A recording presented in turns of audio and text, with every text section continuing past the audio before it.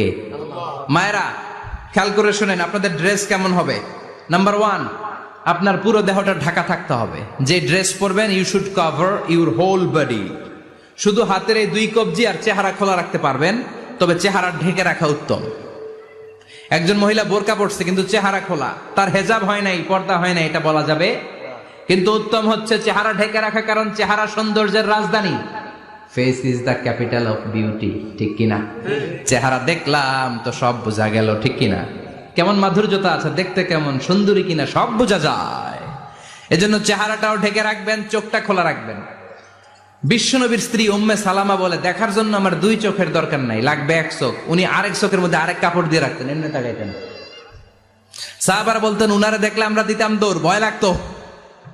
চোখ একটা দেখা যায় আর একটা খোলা, ওনারা দেখে আমরা এদিক সেদিক পালিয়ে যেতাম।